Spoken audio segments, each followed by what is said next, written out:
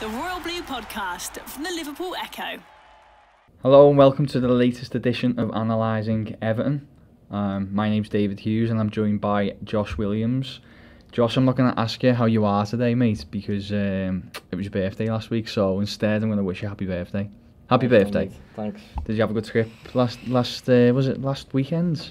You went away? It was, I came back yesterday, didn't I? I was in the air during the Liverpool game, which was painful. They will hold it all. A blessing for some. Eh? They will hold it. I've agreed like an inch or something like that. I don't know, a few more grey hairs than that, mate, but you're alright. No, you're still young, aren't you? But yeah. Peak years, mate. Yeah, peak years, that's it. Just coming into your prime now. Oh, was it 26? 26 now, yeah. Prime footballer. Exactly, yeah. Pace to burn. I'm 28 in March, so I feel like I'm starting to be on the downward spiral. I'm getting 1 or 2 year contracts instead of Exactly, long term. Yeah. But yeah, I hope everyone who's listening as well. Today's a bit of a strange podcast, isn't it, for us? Yeah. Because Everton haven't played since our last show, which is a little bit annoying for us because we tend to look back on games and the data from within the same and analyse the fixture. So it'll be something a little bit different today, but hopefully people enjoy it.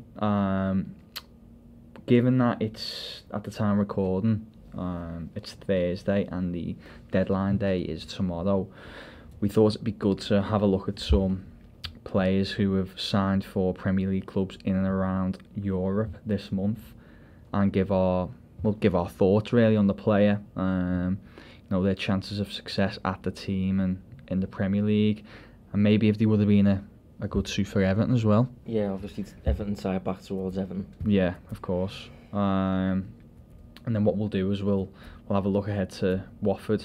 Obviously Premier League's back, and Watford are a little bit more of a difficult side than perhaps the league table suggests, but we'll come back onto that a little bit later on. So yeah, we'll have a look at maybe 4 or 5 of the more high profile January transfer signings this season, and we'll start with one that was very recent. I think it was only last day or so it's been announced. Josh. I'm guessing I'm pronouncing this one. Yeah, if you could, mate. This is a complete guess, I'm going to be honest, because there's, for me, 2 clear different ways you can say this lad's surname, but Daniel Podence is what I'm going to go with. It's Podence or Podence. Yeah. I mean, it's one of them two. Like, I said the latter, but if you're new here, I have a record of just butchering surnames, so I almost never back myself in these situations, so I'm going to go with what Josh said. But Daniel Podence signed for Wolves this week for a reported fee of, I believe it was 19 million. Yeah, from Olympiacos, yeah.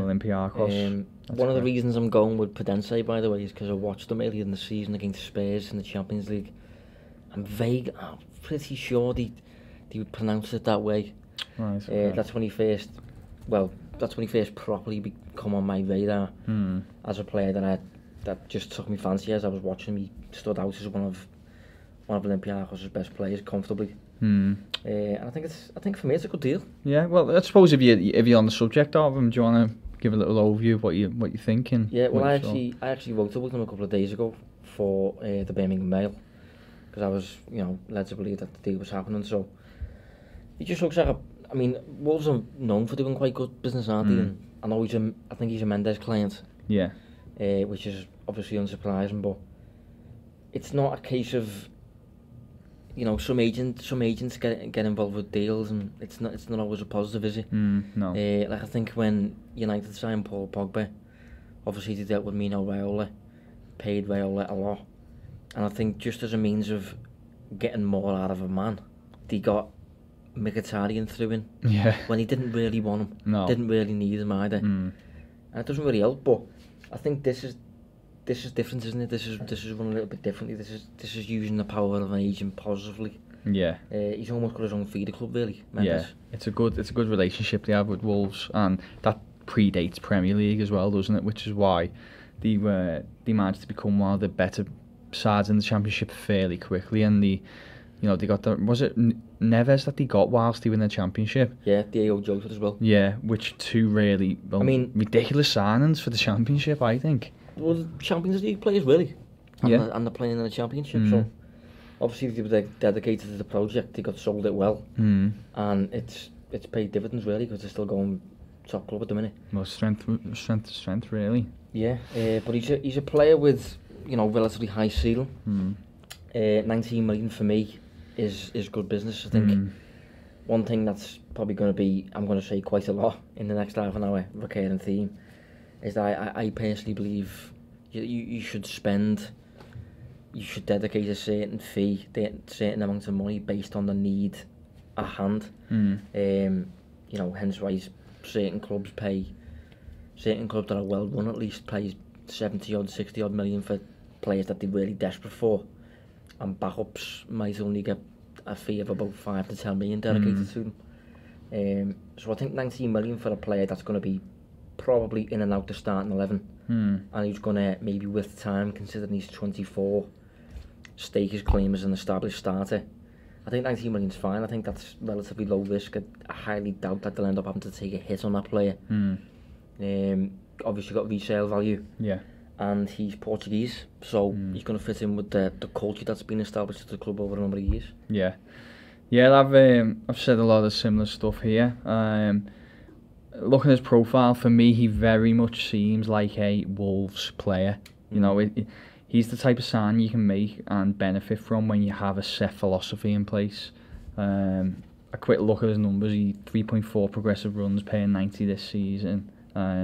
He attempts just short of 8 dribbles per game, which is quite high. And I know he's got a lot of pace as well, and that just ties in really well with how Wolves play, isn't it? Where you kind of sit back and then hit sides on the counter. Skillful players, you know, everybody's talking about Traore now. I'm not saying he's as skillful as him for obvious reasons, but it's that type of player, isn't it? Yeah, he is similar in terms of being able to cope in isolation, being able to drive his team up the field despite having very little support. He's also a right footer that seems to play a lot on the right as well. Well, that's interesting. That when I looked into him, he's playing on right this season, and his actual goals have maybe taken a hit last season, and his shots have certainly taken a hit in terms of the amount he takes per match. Last season he played on the left, more inclined to cut inside, and as a consequence he obviously shot more. So, be interesting to see where Wolves use him. But you know, he's a player. He strikes the ball really well. He's quick, tricky. One downside, probably considering, especially England, he's very small. Yeah, 5'4". I think so. Yeah, 5'4" or 5'5". Which is 5'5", sorry, 5'5". Yeah, which is quite still small. That though, is that? I wonder, to put it in perspective for Evertonians. Listen, let's see what Bernard is, because obviously I think Bernard's 5'6". You know.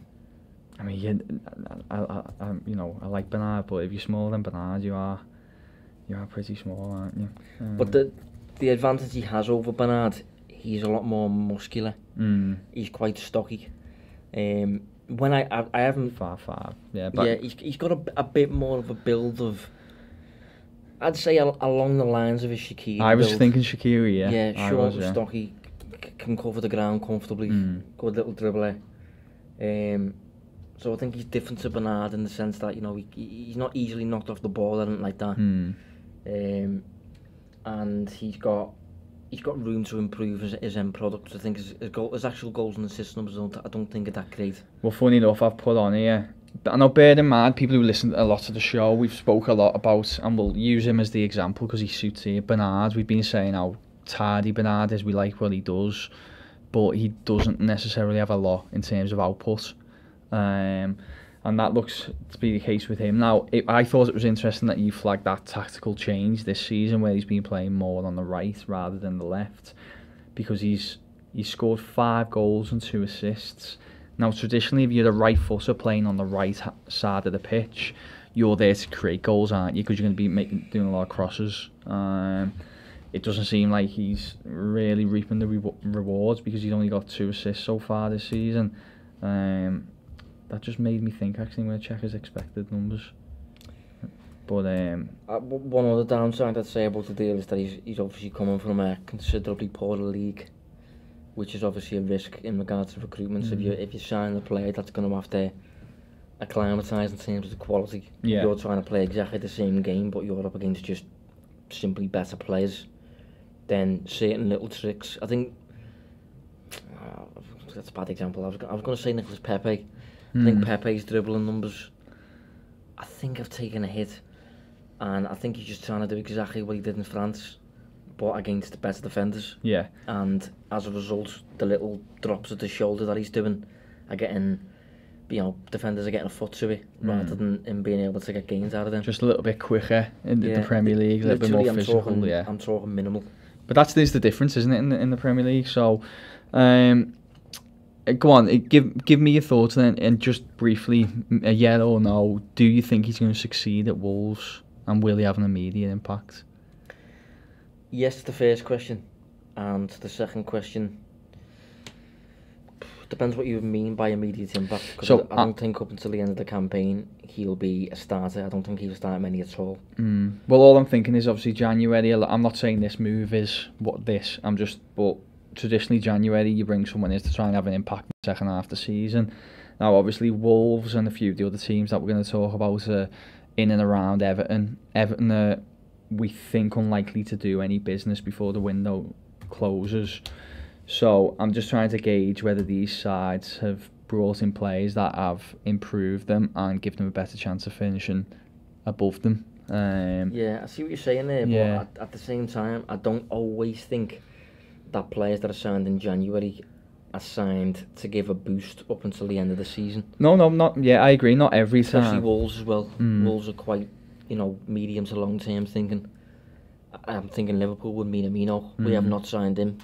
From a Liverpool perspective, obviously I'm a Liverpool fan, we have not signed him to give us a boost up until, May. I just think if a deal makes sense at a certain time, if he's maybe having not the most productive season in Greece this year, obviously he's registered and not that many assists, and I don't think he scored too many either. Yeah, but by the way, his expected numbers was just over 4, so he probably should have maybe 4 assists to his name, which does look a little bit better than 2.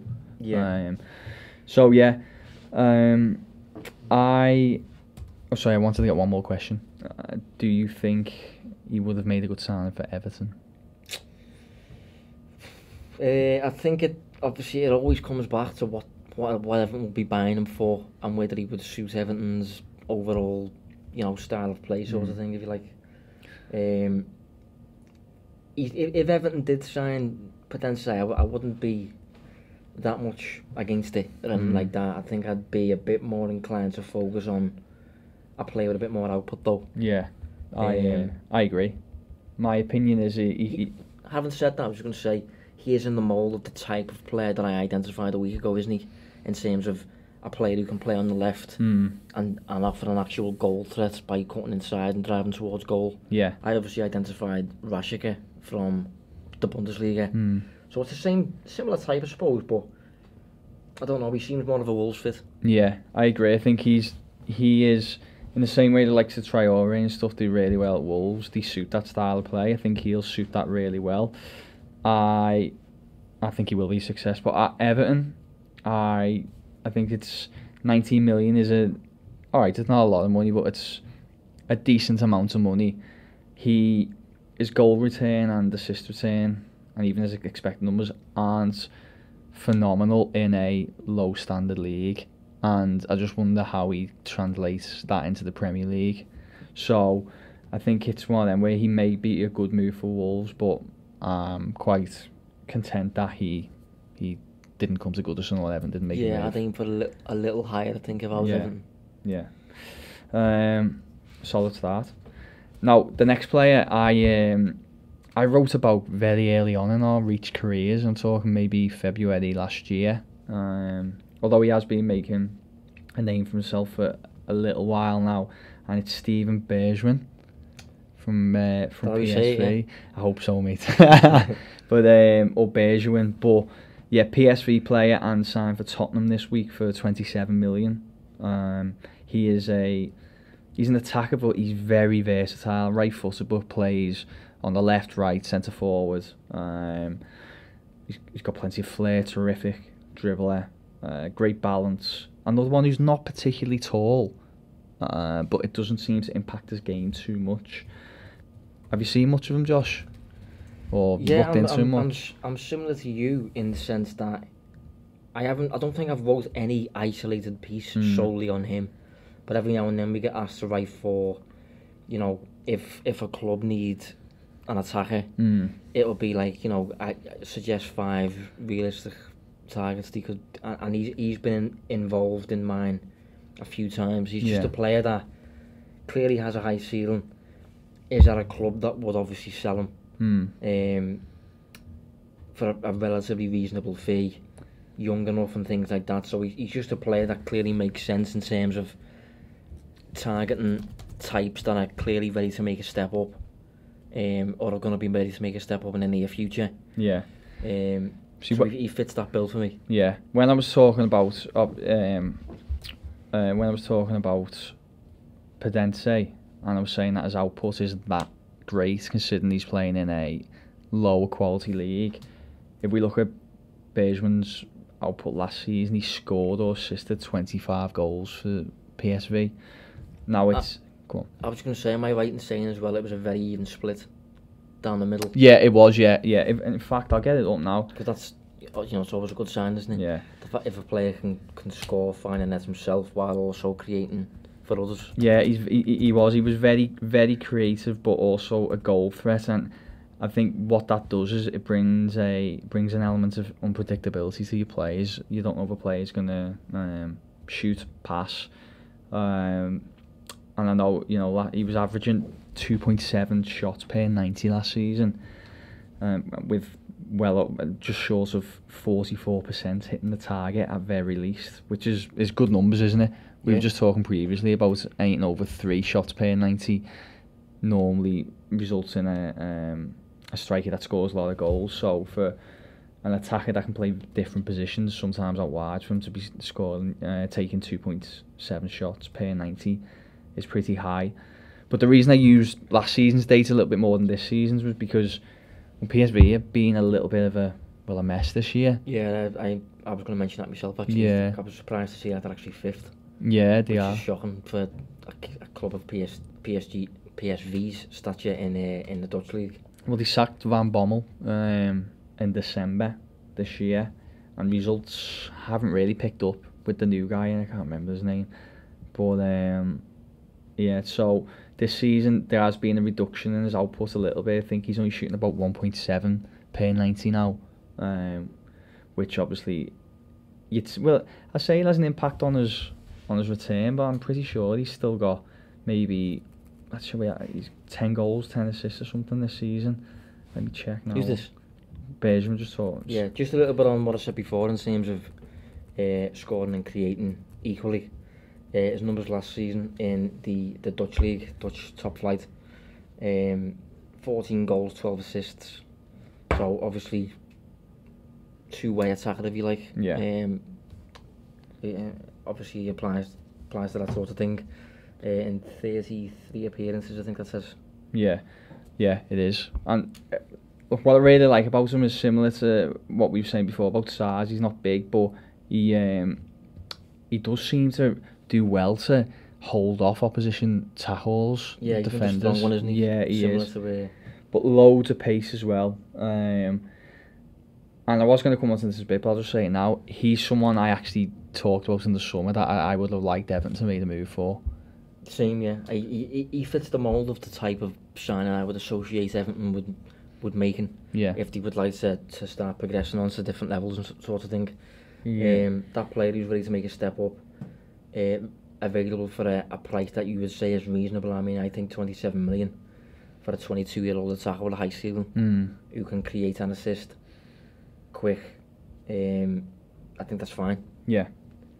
I suppose people are a little bit apprehensive about the Eredivisie as a league to buy from, because it does seem to be so hit and miss, doesn't it? Yeah, no, I think that's rightly so for me. But yeah. I do think you can get a bit of a vibe, for a bit of a gauge on the players that are likely to succeed and the players that aren't. I think the ones that generally tend to fail are the ones that, I don't know, I think it's a lot easier to succeed in Holland with a lack of pace. Like Davy Klaassen. He's a really good example. Vincent Janssen's another one. Yeah. Just completely paceless. I think Eriksen's the only one I can think of with no pace who's succeeded once moving. Lozano's obviously moved to Napoli. He's another player that I would have associated with an Everton type move. Yeah, talked about him in the summer as well. You know what though? I have no idea how he's been getting on over there in Napoli. No, I haven't really picked up on him much at all either. I might have a look in a minute, but go on, carry on, sorry. No, it just seems to be a deal that would make sense. I think it's a 5-year deal, but again, going back to the whole risk thing, which obviously you have to associate with certain transfer deals. I think there's quite a low risk attached to that transfer. Obviously, as I said, he's 22, 5-year deal, 27 million. I think there's relatively little chance of Spurs taking a real massive hit on that player, even if he doesn't perform particularly well. Yeah. You'd think he'd be on quite a low wage, knowing what Daniel Levy's like, and considering he's coming from a league that isn't as big, a club that isn't as big. You haven't got the finances there, have they, really, to compete with the Premier League? So you can kind of get away with offering less money, really. Yeah, and obviously from the Spurs perspective, to just let Eriksen go for 17 million. So they're technically getting this player for 10 million, really, if you want to look at it like that. And probably cheaper wages as well. Eriksen must have been top earner. Yeah, it must be half the wage. So just good business for me. How do you think he'll get on with Mourinho? Do you think that'll work quite well, or do you think it's a bit irrelevant? I suppose it depends how he's going to use him. Because Spurs seems to have a fair few attackers with quite versatile profiles. Like you think of Lamela, you think of Lucas Moura, Son, Bergwijn now. These are players that you couldn't really stick them to a fixed position, could you? They're just attackers, and they haven't really got fixed flanks. Or it feels like a very fluid attack, doesn't it? Yeah, really, really fluid. Obviously, if he's playing on a flank for Mourinho, which he probably will be doing, he'll be instructed to track back. Obviously, work a lot harder off the ball than he probably did in Holland. So whether he can stick to that remains to be seen. But obviously, Mourinho's give the go ahead for him. So it will be an interesting one, but I think it'll be different. It's safe to say to Bergwijn's experienced working under Mourinho. Can I assume that you're a fan of this move for Tottenham? Yeah, I think it's a good move. Yeah. 27 million, low risk. I think it's fine. I think it's a good move for Tottenham. It'll be interesting to see if he has any input in this season. I can't really gauge Tottenham. I don't know where they're going to finish or what they're going to do. I don't know if they're going to put a run together or just going to limp to the end of the season. I must emphasise though, this is exactly the type of deal that I'd like Everton to explore. That sort of move to a club that is of a decent profile, but just can't really compete with Everton, maybe in terms of stature of the Premier League and the funding and things like that. But it's a player that is clearly of a high standard, good resale value, high ceiling and that sort of stuff. Yeah, I would have had him at Everton as well. But one caveat I will play, I suppose this is devil's advocate, or maybe just food for thought for people listening. Obviously, Marcel Brands was at PSV, wasn't he? That's a good point, yeah. And he would have been aware of him, and he's opted not to make a move for him. I don't know if there's anything in that. That is a good point. That is a good point, but I don't know. Maybe it's. I mean, if one of us was to leave Reach and we left on not great terms, you probably wouldn't want to get back in touch with you. So you don't know if there's things in contracts about taking players from there and stuff. Yeah, you got no idea, have you? So. But yeah, good move for Spurs and definitely an exciting one to watch over the next few years. We'll only do a couple more, but I thought, well, Arsenal made a move for Pablo Mari this week, who was Flamengo centre back. Anyone who watched the Club World Cup final, I'm pretty sure Josh did. So did I, to be fair. But he played in that game. He signed for Arsenal on loan until the end of the season. I'll be honest, at first I wasn't particularly impressed by this move, but I had to write about him this week, and I think he's a little bit more of a dark horse than maybe I expected. You know. Yeah, no, I think it's all right. I actually like it because Arsenal seem to be doing this thing at the minute where they seem to be testing out signings by loaning them before actually purchasing them.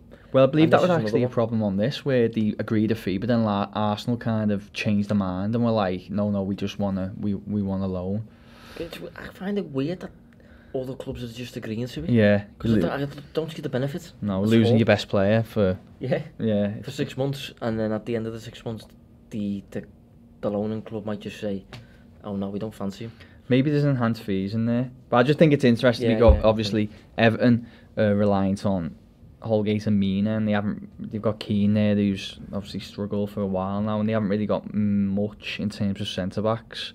So, I must say though, generally I don't think I'd be greatly in favour of that move. Generally, just because it feels like a short-term fix, even though it might not be, but it just feels as though, I don't know, you haven't got your centre backs position's a bit of a shambles, and you want someone who's a bit more assured up until the end of the campaign. But I don't know, considering Arteta's new, trying to instill his ideas, hasn't got a left-sided centre back, and you can potentially purchase him at the end of the season, and he's 26 years old. Maybe there's a bit more medium to long-term thinking with it as well, but it's the short-term fixes I hate. Yeah, that's what I don't like. I appreciate that. I just think something that we referenced is how it's low risk, and that's what this is, isn't it? It's a low move, and if it doesn't work out, then it doesn't work out. Well, even if he's purchased, I think I've heard it's only an 8 million fee. Yeah, which is cheap. That's buttons. Yeah, it's nothing. And he's not exactly aging that much, is he? He's 26, so. But I did a scout report on him from that game in the against Liverpool. Now, bear in mind, Liverpool the best the Premier League has to offer at the moment, because we're talking about potentially him adapting to the English game. Liverpool the best the Premier League has to offer, and I say a little bit of this with tongue in cheek because there's so many other variables to it, but he won 7 out of his 7 defensive duels, 3 out of 3 of his aerial duels. He, over the course of the 130 minutes, he made something like 89 passes and had a pass success rate of 85%. Now, when you consider that you're facing Liverpool's press, which is one of the best in the world, I had a look at some of his footage and he looked really unfazed on the ball. And I just wonder whether that's what Arteta finds so attractive, because he's trying to install this, more controlling, possession-based game, and maybe he sees this Mari as a good player for it. Yeah, well, this is going back to what I've just said before. It entirely depends upon what the manager is trying to do, what he's after, the style of play, and all that sort of stuff. Yeah. And you need to recruit based on that. It's not just a case of signing players that are just widely considered as good. It's about signing players that are suitable to the actual goal that you're aiming to get towards.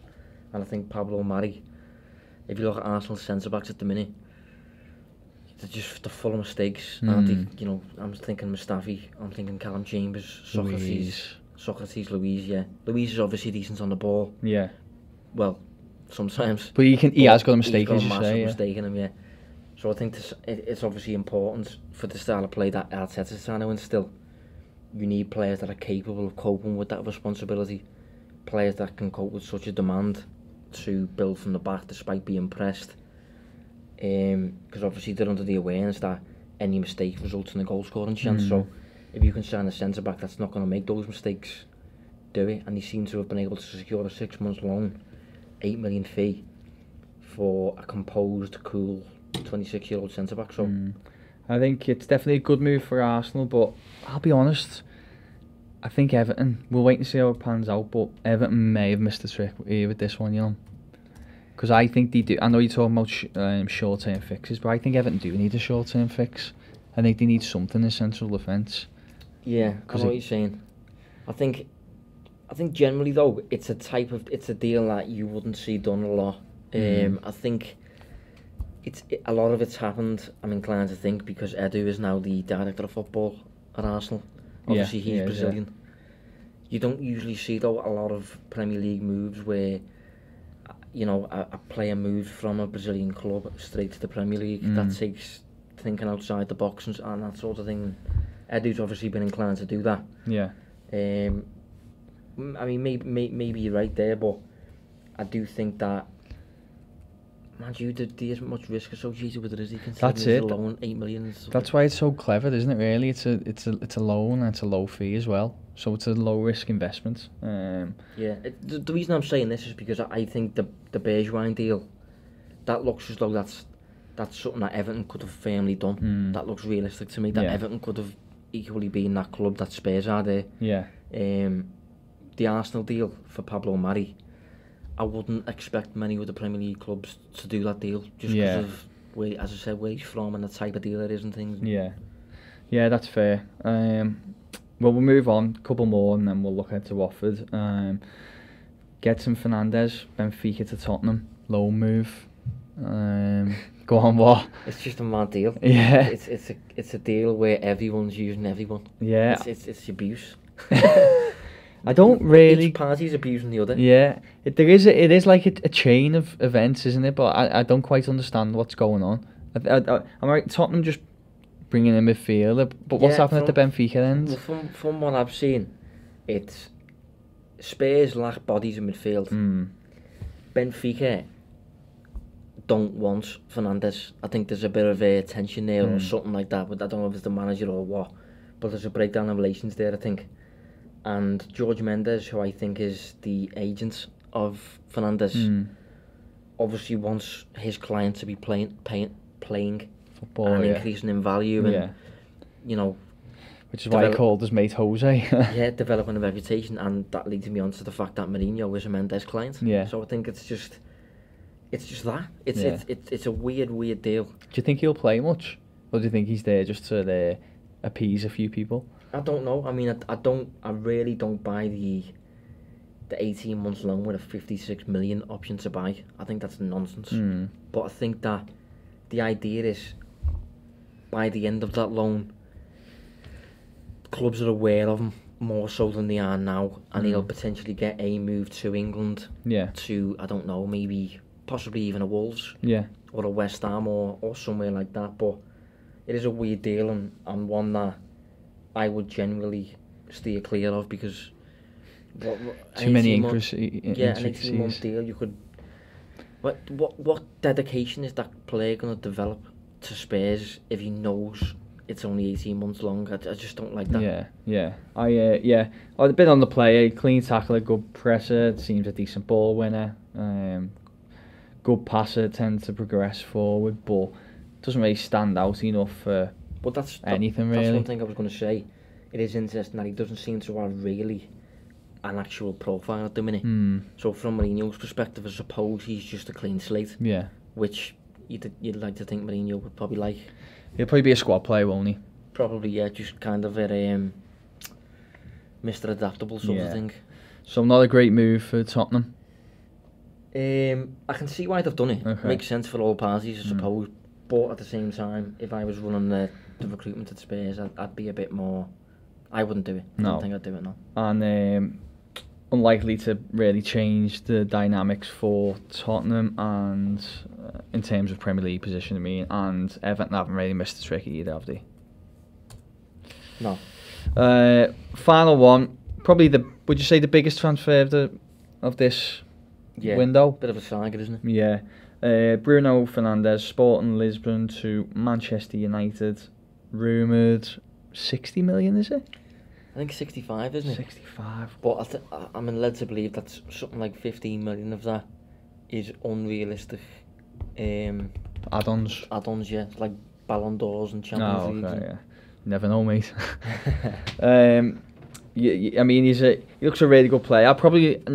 I'll say a few words, but I know you had a little look at him recently, haven't you, Josh? Because there was something on your Twitter at Distance Covered, which is kind of a good indication of how well he was performing. But yeah, he boasts a ton of creativity. He's also got that goal threat, which what we were talking about earlier with Bergwijn. Alright, okay, albeit it was in the Portuguese Premier League, but United lack a lot of creativity across the side, don't they? He's the type of profile they really need, and he seems to produce moments. We've talked about players like, who's a good example of Everton? Sigurdsson. Sigurdsson will produce moments, won't he? Funny enough, someone on my Twitter replied to the two data visits that I put up. Oh yeah. Using Sigurdsson as an example, saying like, Everton had a similar play with Sigurdsson, and if he doesn't produce the moments, the fans quickly get on his back and that sort of thing. So yeah, as I said, I haven't watched a lot of Fernandes. I'm talking eye test here beyond the data, but to me he seems to have a lot more open play creativity and involvement in the game than Sigurdsson does. Yeah. I don't know if I'm wrong. We'll wait and see. But yeah, I think he looks to be a good sign. It's just whether he'll produce in the Premier League. I don't know what your overall thoughts are. I find this one very weird signing because looking at his numbers in isolation, I can't get my head around why he's still at Sporting at the age of 25. Because he looks like a complete outlier in Portugal. Hence the 2 data visits that I shared on Twitter, just to capture how different he is to a central midfielder in Portugal. He seems to do everything. Shoots an awful lot, takes loads of risks on the ball, dribbles a lot, is fouled a lot, gives the ball away a lot. Deep completions, the deep progressions and everything. Just loads. And I tried to capture what he'd be like by saying, he's the type of player that will probably do your head in for 85 minutes because of how often he gives the ball away and how many times he attempts to do things. But then he'll score from 30 yards and he'll win you the match or something like that. So he's kind of a proper data player, really, in terms of if you watched him, he'd come across as all over the place, probably in a bit rough, a bit raw and that sort of thing. But if you look at his numbers, he's obviously doing a lot. Yeah. But that's what leads me to believe, why has no one bought him yet? Something off with it. Yeah, I mean, I don't know what it is. I don't know if what his character's like, or... I mean, obviously Sporting demanded a ridiculous fee for him. That could come into it. The fact he does all of this would also suggest that, for me anyway, he needs a lot of refining for me on his game. It's all like doing all kinds of things, but once you get to a certain level, for me anyway, you have to become a bit more functional. You can't be such a single-minded player. Yeah, and then suddenly, is the tactics of the side got to be so heavily orientated around? Tailored, yeah, around him. That's it. I mean, I use Coutinho as an example because we suffered from exactly that at Liverpool. We have since become a lot more unpredictable in attack by losing that ball dominant player. Yeah. Coutinho obviously saw a lot of the ball and shot a lot, so he had a big chunk of the pie basically. Since we've lost him, you become more team focused. So whether United want that, you don't know. But considering how much he needs refining, for me, especially in association with the price, 65 million. Yeah. There's a bit of risk there, but he's such a data player that it's a really weird deal for me. Just for people who don't know, what would you be defined as a data player? Just a player that shows up as a clear outlier in comparison to others. A player that, if you're scouting, people are inclined to talk about, use the eye test or use the numbers. The idea is you use both, but the data comes in handy because the data can identify what you would deem as an outlier, and then you can go and watch the player and start, gauging why he's an outlier, whether he's a good outlier or a bad outlier. And so he's a data player in that regard. Mo Salah was a data player. Just players that post loads of numbers, but when you watch them, they look a bit rough. Yeah, I agree. I think he's got, for me, it's a 50-50 chance to make it at United. It's going to be it's just about whether he can adapt to the Premier League and whether United can get the best out of him. Now, I think he will still improve United, which is a concern because obviously Everton and United are in the same group of sides trying to finish in the top 6. Hopefully he doesn't have an immediate impact. But equally, I think for the funds that have been paid to bring him to Old Trafford, I don't think Everton have missed out. I think it's what I call a pressured signing, where United need him to be a success, otherwise it's going to be a huge loss. And I don't think Everton need that pressure. Plus, he's not getting any younger. In 3-4 years' time, he'll already be arguably on his way down from his prime. Yeah. So it's not a bad deal. It's just I don't think I want my club to do it. Yeah. It's a strange one. Really is a strange one because there's good points of the deal. It's obviously he's a good age, so it's relatively long term. Dedicating the fee based on the need. They do need a midfielder. They do need goals, but it's a lot of money. there is risk associated, but it's a weird deal for me. Yeah. We'll look ahead to Watford now. Just because I think that's pretty much it in terms of the big transfers. And just quickly, one final thing we'll say is, on the whole, I think there's only maybe Bergwijn that I would have really liked Everton to do. I think maybe Pablo Mari could have been a good option, but on the whole, I think it's just Bergwijn, isn't it? That's really the one that you would have liked to see in Everton. Get in there. But yeah, Watford. Now, if you looked at the Premier League table, you'd see Watford second from bottom. Real relegation candidates. But in reality, when you scratch under the surface, they're maybe in a false position. Yeah, they've certainly got a better squad than relegation. Yeah, I agree. And earlier in the season, I must say, I do think the people in charge of the football and operations made some weird decisions in terms of when to sack Javi Gracia. The man who they replaced him with has already been at the club. But I think since getting in Nigel Pearson, I do think they've improved. I do think they've become a lot more well-drilled, a lot more functional. Yeah. And they're now more inclined to secure results, basically. Yeah, I agree, mate. And we have a look at some of the underlying numbers. The 11th for expected goals, 11th for expected goals against, 13th for shots taken, 11th for shots against. I mean, just on that alone, you're looking more of a mid-table side, aren't you? Yeah. I mean, I personally would associate Watford as a club between, say, 8th and 12th. Yeah. I think that's how I would perceive Watford. Yeah, when you take the squad into account as well. But interestingly, since Nigel Pearson's come in, they are 4th in the table for the games that he's been in charge. So there's Liverpool, City, Southampton, Watford, and then ironically Everton, which is a good sign for Everton.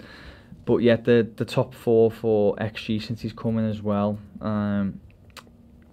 But what I will say is they've well beaten sides like Villa, Bournemouth, sides who were struggling. But all the games have tended to be a little bit tighter. A little bit on a knife edge, could go either way, and they seem to be going the way a little bit more recently. When I say Villa, they won the XG against Villa comfortably, but got beat 2-1. Did they get beat, yeah? Yeah, I'm sure they did. I think they did, yeah. Sucker punched late on. Recently, yeah. He was just sending off in that, wasn't he? Yeah, there was. But we both watched them not so long ago, didn't we, against Liverpool, and that was Pearson's first game. And I don't know about you, but I was really impressed. I don't know why I said he was sending off, because he wasn't. Oh, okay. I was just trying to help you out there. Just agree. Yeah. Hey, that's all I do in life. That's all I do in this job, just agree and hope that no one calls me out. But no, joking aside, watched them at Anfield. They put in a really good performance. Probably one of the better performances I've seen against Liverpool this year. Yeah, and it was a sign of what was to come under Pearson. Yeah, no, straight away he was, clearly very well drilled, disciplined. Anytime a Liverpool player received the ball, he would probably be forced backwards. He'd be pressed. They kept a really tight shape, and they counter-attack basically. I mean, soaked pressure to an extent, and then counter-attack. They've got they've got good ball carriers throughout the team.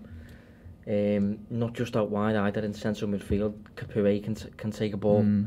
Decore can cover ground. Is Decore fit? Because Everton were linked with Decore, and people were being really dismissive of it, saying it'd be a waste of money. I think it was in the summer, but on reflection, I think that could have been a good move for Everton. I do like him, but for me, it fits into that mould that we've talked about a little bit regarding Brandt in terms of not thinking outside the box. It's just a bit.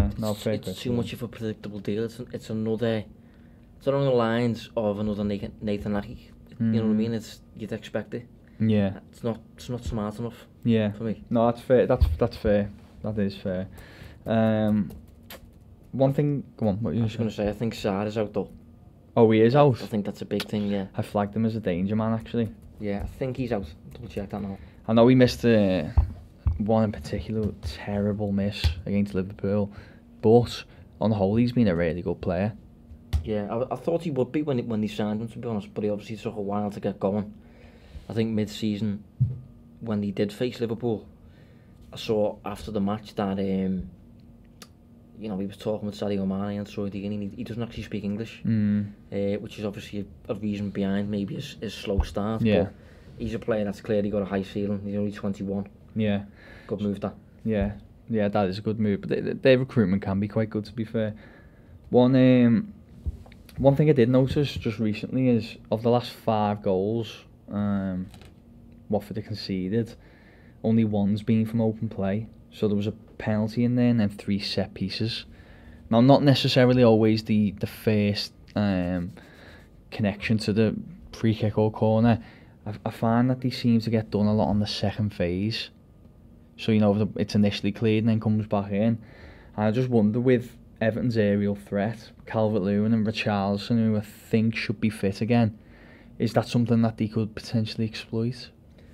Yeah, it's possible, but exploiting a second phase is generally quite difficult, isn't it, really? I don't know. I think it's all about positioning of players. For if you don't win the aerial duel, that you'll pick up the loose balls. Yeah, like all drifting towards the back post. For the second delivery or something like that. Exactly. Yeah. I mean, Everton did score recently. We talked about it, didn't we? Against, was it West Ham, where was it near post? Flipped Holgate. Holgate flipped it on. Calvert-Lewin finished at the back post. Yeah. If Everton can do something like that, I suppose. I mean, you wouldn't strictly label that as a second phase, I suppose, but it's along the lines of Everton thinking smartly from a corner. Yeah, basically it's thinking about what could happen after that first contact, albeit whether it be a flick on or something along those lines. But yeah, because I think it was you actually that spotted that it was a bit of a set play routine, wasn't it? Because I missed it, but I was impressed by that, and I want to see Everton do more of that.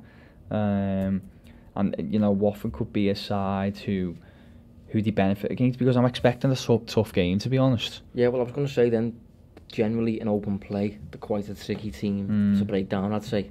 So if you can get them little gains by set pieces and things like that, obviously, do it. Exactly. So if you can do that, there may be a difference making in terms of the results. We touched on Sarr, who looks like he might be out, which is really good news, because I was concerned about him.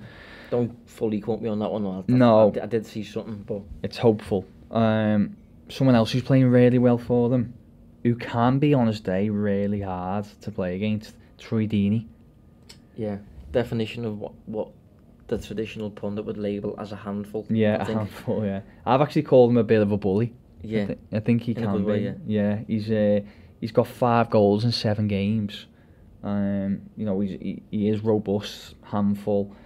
I think it's having those strikers, isn't it, that they're aggressive and physical enough to the extent that they're able to occupy a back line on their own. Calvert-Lewin's similar, but albeit not with as much of a spike, maybe. Yeah. And not going to get sent off a few times a season. No, but he is in your face, isn't he, and that sort of thing. So, yeah. No, I think it'll be interesting, because I remember he come out with some interesting pre-match comments last season where he said something along the lines of when Marco Silva was coming back, and he was like something along the lines of, the fans don't need to worry about it, we'll make sure we kick them off the park or something. And I remember thinking, surely if you're in Everton playing the dressing room, you kind of make sure you put in a robust performance to counter that, and it was a limp 1-0 defeat, and I think he scored, or he was certainly involved. So yeah, he's a character anyway, but he could be a danger man on this form, and it'll be, I imagine, a tough game for, I'd say, Mina and Holgate, but more so Holgate. He's been playing really well, but he hasn't got that experience yet. I mean, the perks of playing a striker like Troy Deeney is that, obviously you can push up your high line a little bit, few yards higher, considering he's got a complete lack of pace. Yeah. And if Sarr's not playing, I think I'm safe in saying that the replacement won't be as quick as Sarr. Delafeu's obviously a little bit of a threat, but he's not. You wouldn't say he's fast, would you? You know what? He's got a turn of pace on him, to be fair, but he's in terms of in behind though. He's a good runner with the ball. Certainly, yeah. Yeah. I think a threat in behind is a different type of pace. But the thing is with Deulofeu, because we saw it at Everton, he just doesn't do it consistently. Like, he might play on the weekend and you might not even notice him. Yeah. Do you know what I mean? Yeah. So it's hard to really gauge how much of a threat he's going to be in a game, because he can be just so inconsistent. Yeah. We'll finish on, as always, a verdict. I'll go first. I'm going to go with a 2-2 draw. Although I prefer to nick it, I'll be honest, but I think it'll be hard. I'm going to go 1-1, I think. As I said, difficult team to break down.